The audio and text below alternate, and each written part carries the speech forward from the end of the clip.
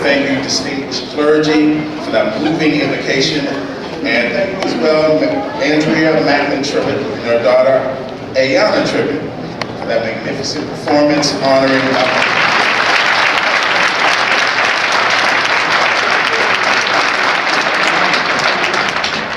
The mayor of this great city of Albany has worked diligently throughout his terms in office to make this city a great place to live and work. So please help me in welcoming the distinguished mayor of this city, Mayor Gerald D. Jennings.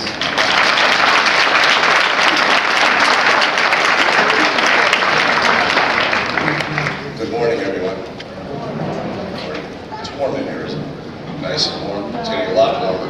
It's just a nice introduction of a beautiful ceremony we're going to have today. But once again, I'm honored to be here with you this morning, to join with you to pay tribute to the Reverend Dr. Martin Luther King Jr. and his inspiring legacy, a visionary who brought to the forefront of America the inequities generations have endured because of their race, religion, or economic status.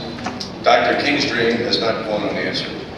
Today we celebrate diversity, and respecting others regardless of their background is the norm, not the exception. We proudly recognize the important contributions of all people to our society, and with open arms, we reach out to all of God's children in their time of need. Recently, we embraced those who have been victims of unbelievable tragedies around the world, offering food, medicine, and counseling, to name just a few. Let us make sure to continue to do so. Dr. King would certainly be proud of the unselfish outpouring of assistance and compassion, and he would be here leading that if he were here with us today. Each day, people face some tragedy, and we can honor Dr. King by seeking him out and giving what we can and doing what we are able to do. Let us continue to honor Dr. King by living his legacy and passing on his incredible dream of equality, tolerance, and compassion to our future generations, and strive towards social justice for all.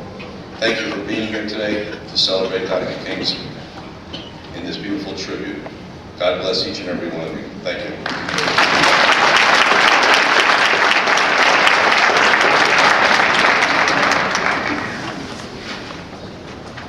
Thank you, Mayor Jennings. We are celebrating several anniversaries today, one that some of you might not be aware of, and that's the 20th anniversary of the official New York State Martin Luther King Jr. Holiday Memorial Observance. In January of 1985, an annual celebration began right here in Albany, New York, and has since grown to include the communities all across New York and our neighboring New Jersey, Pennsylvania, and Western Massachusetts. As you're about to see, when communities are united in action, everyone can make a difference. And that's what Embracing the Dream is all about.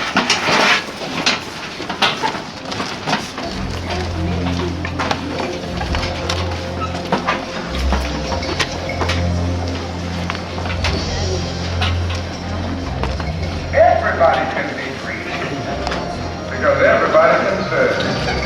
You only need a heart full of grace, soul generated by love. You can be that simple.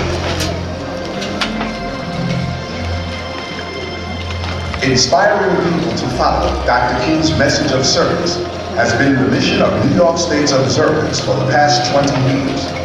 With this milestone anniversary, let us pause to reflect on how this day has grown to motivate change for our communities throughout the years and for years to come. Question is not, if I stop to help this man in need, what will happen to me? During the early years of the observance, the Martin Luther King Jr. Commission paid respectful tribute to Dr. King's legacy. By 1996, with Governor Pataki's support, the program was able to partner even more with the community to encourage this message of service.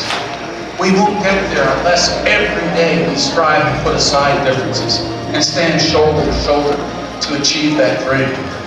Attendance and interest continued to grow, and in 1997, the New York State Community Service Initiative was created to honor Dr. King, not just on one day, but on every day of the year. This is our hope. This is the faith that I go back. In 1998, the Observance continued to encourage communities to remember Dr. King's message of service to others. The Dr. King Volunteer Fair was introduced to show residents how to become actively involved in civic and community programs. The first Humanitarian Award was presented to an individual who demonstrated a lifelong commitment to community service.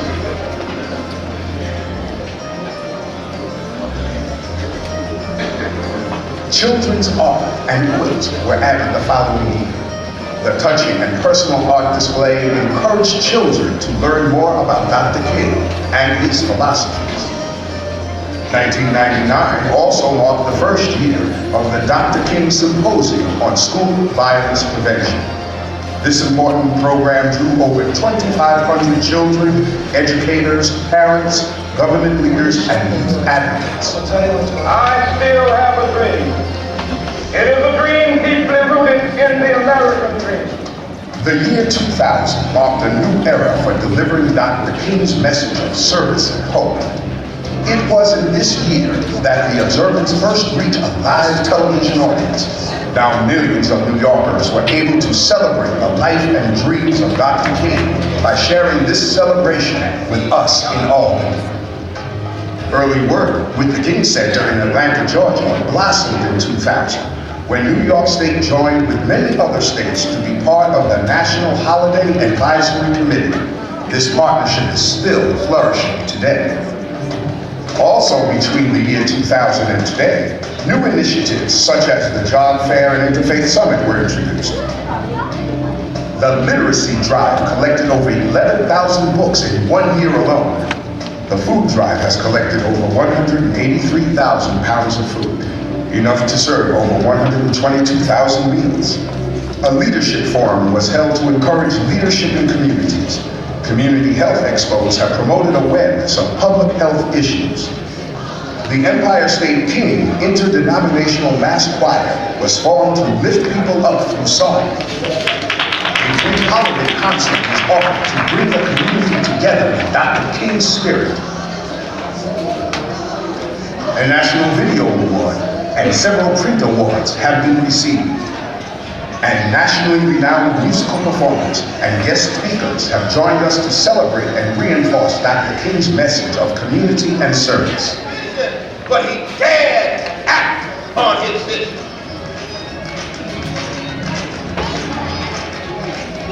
"20 years have now passed since the inaugural Observance ceremony, and from our humble beginnings, we have been able to reach out and touch thousands of people in our communities. We have learned from one another and shared in our common goals. We have found that there are people who look to make a difference each and every day. And we have learned that with a heart full of grace and a soul full of love, anything is possible. I have a dream. Embrace the dream. It's more than just a day." Ladies and gentlemen, please welcome the award-winning Concourse and Percussion Group, Los Compañeros, under the direction of Miss Raquel Baez.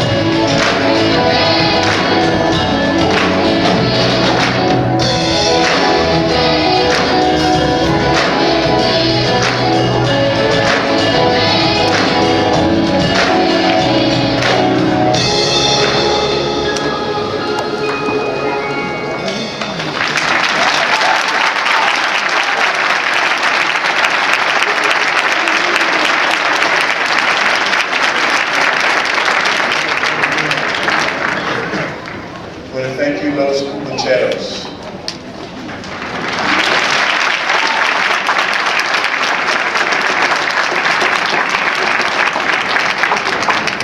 It's really great to see young people here remembering and honoring Dr. Martin Luther King.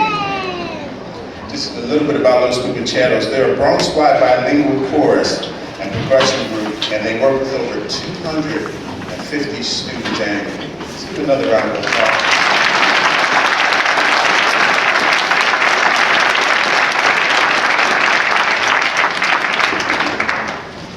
Dr. King once said, "Make a career of humanity, and you will make a greater person of yourself. A greater nation, country, and a finer world to live in." To present the 2005 Dr. Martin Luther King Jr. Humanitarian Awards, please welcome the Honorable John A. Johnson, Commissioner of the New York State Office of Children and Family Services.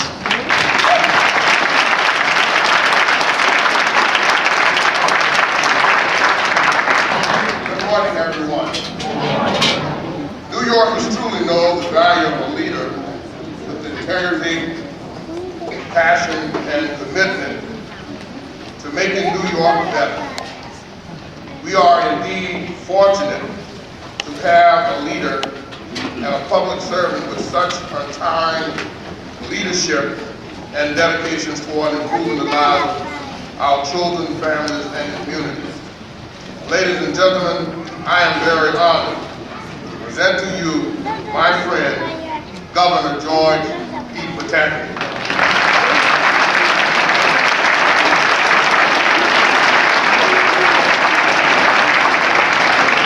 Thank you very much.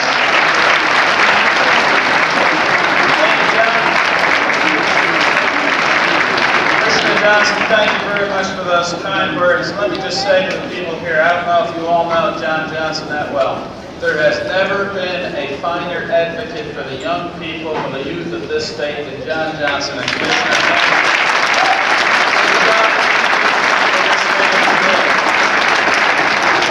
Good morning. Let me just say it's an honor and a pleasure to be with you this morning. And I cannot tell you how important I think it is that we hold this ceremony each and every year here in our state's capital. First, let me begin by thanking our team that does such a tremendous job in putting this together each year. I don't know where Jim Harding is, somewhere in the back, working hard. Jim, thank you for the job you do. Fonzina Hazlett, tremendous, outstanding.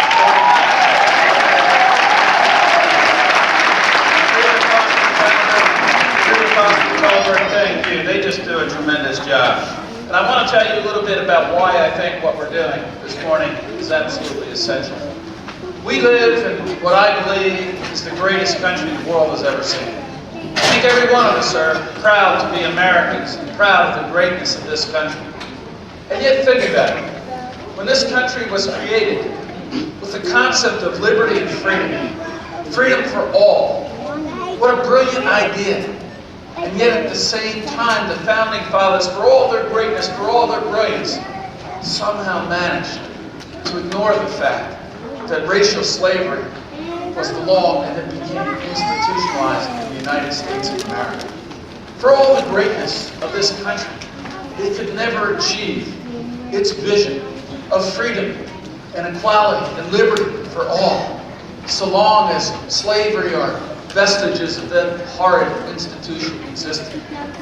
And it's incredible to me to think that in the mid-1960s, 100 years after the end of the American Civil War, we still had racial segregation in much of this country. And we had segregation because too often people of goodwill were willing to look the other way to accommodate until one man came along. A man by the name of Dr. Martin Luther King Jr.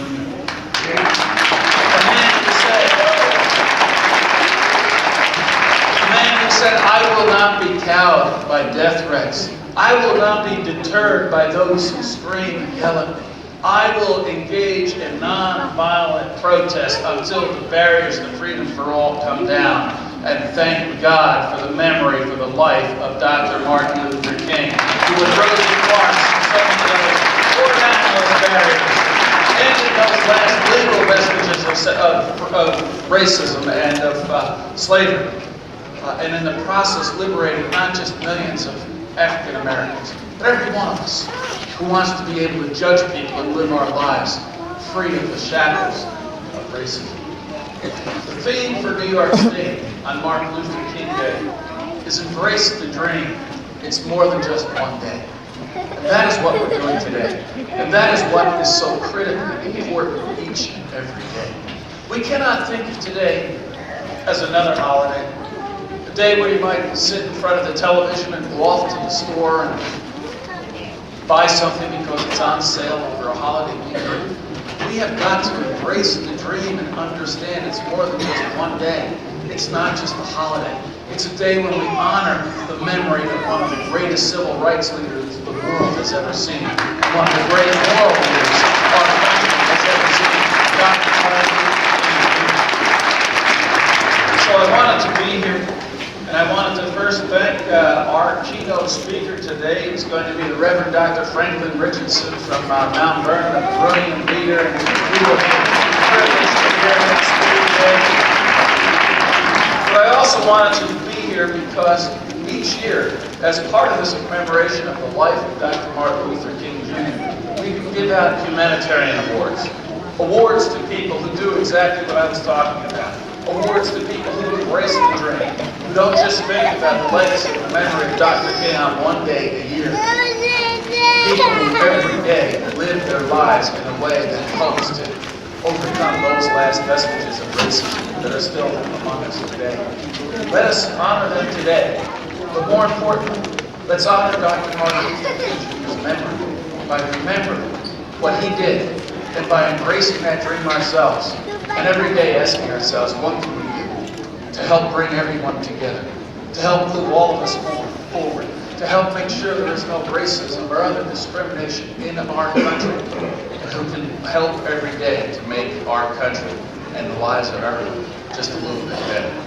You know, my favorite quote from Dr. Martin Luther King, you can hear him, see his image, and hear that magnificent voice when he proclaimed that I had been to the mountaintop, I have seen the promised land. What a magnificent vision. Dr. King got there in his lifetime and saw the promised land. Well, we're not there yet. We're lesser men than Dr. Martin Luther King Jr.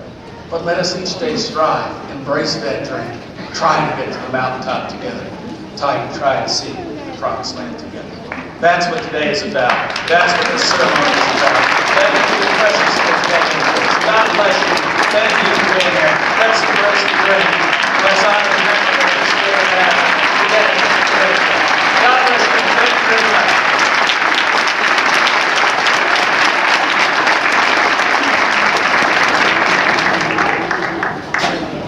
Thank you, Governor Pataki, for those very inspiring words regarding Dr. King's legacy.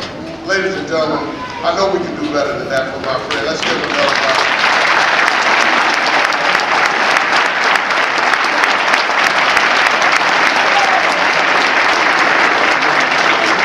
Dr. Martin Luther King Jr. Humanitarian Awards were established as one of the Empire State's highest honors for human service. There are three categories: youth, adult, and senior. As a Lifetime Achievement Award, they pay tribute to special New Yorkers who have made major contributions toward human service and civil rights. This year, we are pleased to honor four very deserving individuals. Our first humanitarian award recipient is Mr. Abdul, who lives in a low-income housing development in Staten Island. In May of 2000, Abdul's life changed forever when his 16-month-old baby brother, Andrea, crawled out of their apartment window into the fire escape and fell to his death. After this traumatic event, Abdul took this tragedy and used it as an inspirational tool to helping others in memory of his brother. Abdul started the campaign to obtain safety gates on fire escape windows.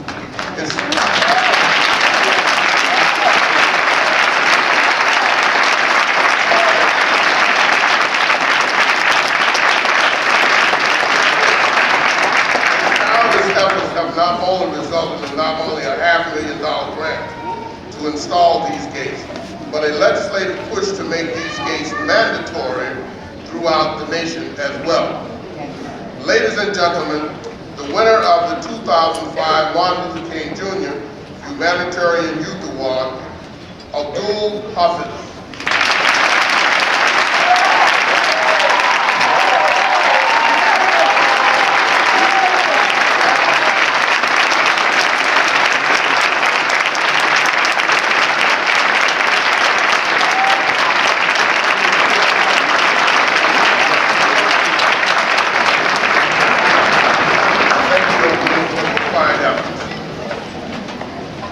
McDonald, the second award recipient. Steve McDonald is a detective with the New York City Police Department. In the summer of 1986, Steve was shot 3 times and left paralyzed from the neck down. Detective McDonald fought through the pain and anger and found a path to peace by speaking to children about the importance of nonviolence, reconciliation, and forgiveness. Since beginning this outreach, he has spoken to over 94 schools and over 80,000 students.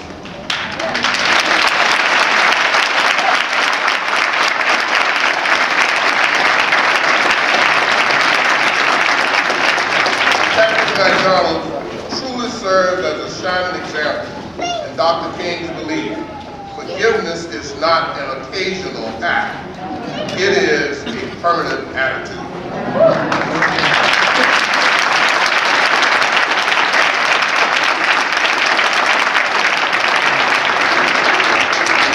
you please welcome this year's winner of the Dr. Martin Luther King Jr.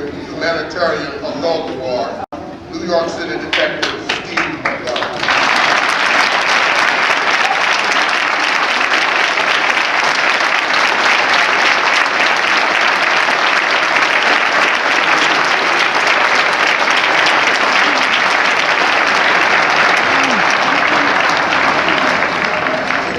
Our third humanitarian award recipient is Patricia Stevens.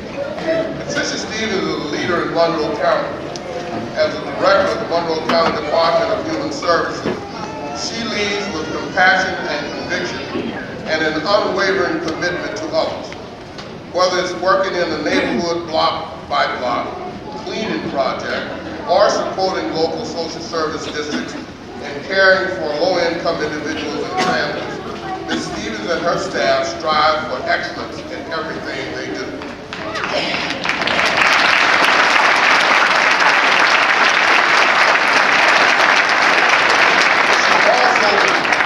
She also devotes her time to a long list of communities and boards, including the Governor's Commission on the Achievements of Women, and served as the trustee for the State University of New York as well.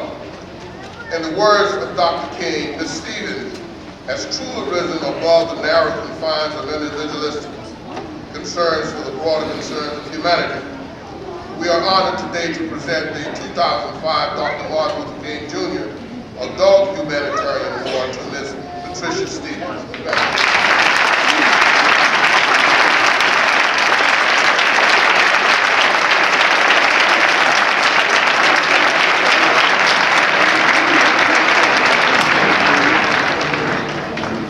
Our fourth award recipient, by virtue of his leadership in teaching in North Carolina, Texas, Michigan, and now New York, Reverend Dr. Gerald has articulated to congregations, community leaders, and to government officials the importance of establishing, planning, and developing systems and programs that will work towards curing injured communities. Since returning to New York 15 years ago, he has done some remarkable work for the city of Buffalo, New York. His first community service was the opening of a soup kitchen known as Central City Cafe, where approximately 40,000 meals were served annually. Since that time, the cafe has grown to become a project of hope, an outreach community facility that offers economic opportunities, community forums, training programs, as well as licensed daycare for low-income families. Ladies and gentlemen, our fourth award recipient, please welcome Reverend Dr. Richard Stewart.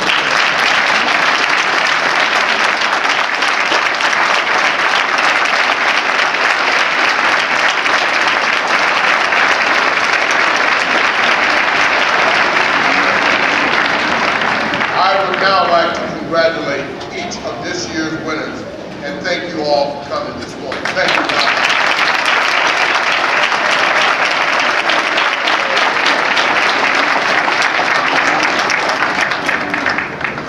Would you please welcome from WTEN Evening News anchor, Elisa Streeter. Good morning, everyone. I am honored and pleased to be here again. Every year, this is just such a wonderful occasion and celebration, of course, and I am joined by the most amazing 6-year-old little girl, a member of the Kids Hall of Fame. She's cuddling up to me right now, Abby Julo. And Abby is amazing. You may have seen her on Jay Leno. You may have seen her on Oprah Winfrey. She knows every president. She knows the first ladies. She can recite amazing speeches. Tell me why you're so smart, Abby. Daddy teaches me, but first he gets out the internet, then he teaches me, and I remember the speech that I'm going to say before Daddy did.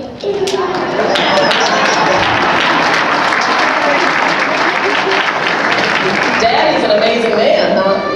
Yeah. And he's taught you, when she was just 18 months, almost 2 years old, she was learning all the presidents, the cabinet members, and you have a presentation that you want to do for us, don't you? Yes. Hey, you want to stand up to the mic and do it for us?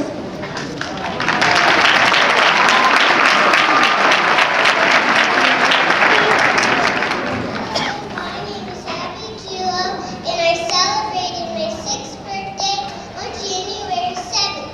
Today, I'm joined with you to celebrate another person's birthday, Dr. Martin Luther King Jr. A bullet was shot out on April 4th, 1968, at the Lorraine Hotel in Memphis, Tennessee. Even though that bullet struck the messenger, it could never stop the message.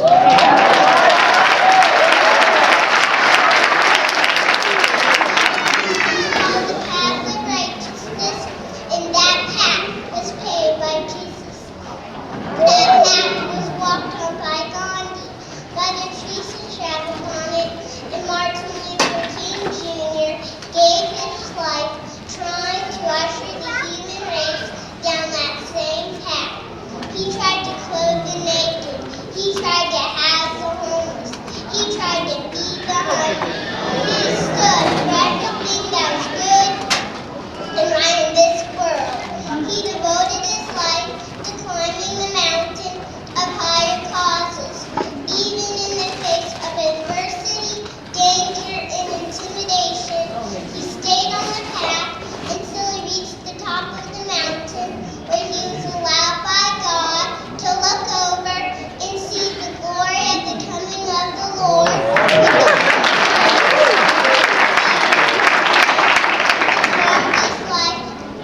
The power of his example and the power of his message is still more powerful than any bullet ever made. Although his physical body has long since left us, his inner soul, strength, and spirit still inspire us. We must do more than celebrate his birthday. We must follow his example. Only then will we come from the darkness and see the light. Only then will we truly honor Dr. King's name and his life. People of any age can learn about Mr. King and his message of peace, love, and always striving for a better tomorrow. And there's no reason why we all can't share in his dream and live by these words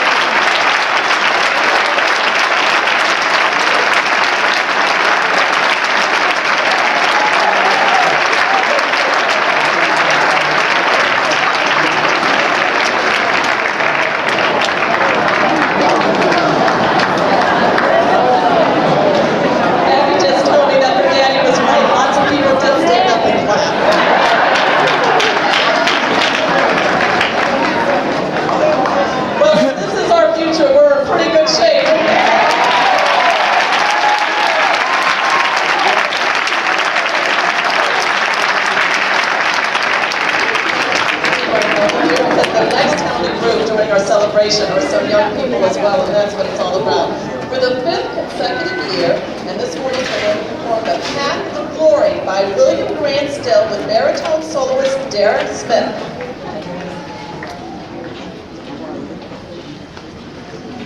Ladies and gentlemen, please welcome the Greater Buffalo Youth Orchestra. Not as easy as I can do it, huh?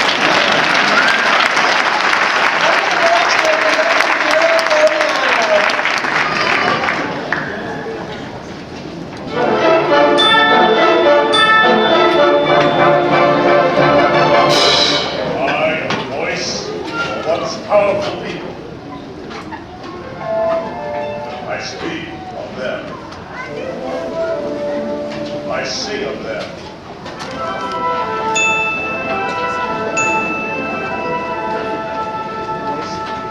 In the beginning, we were alone and friendless. We asked for friends. We asked for land.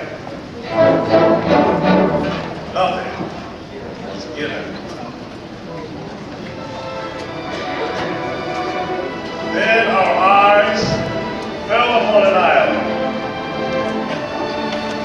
An island in the middle of a lake. An island unwanted. As we were unwanted. Welcome, my gun. Denied my all.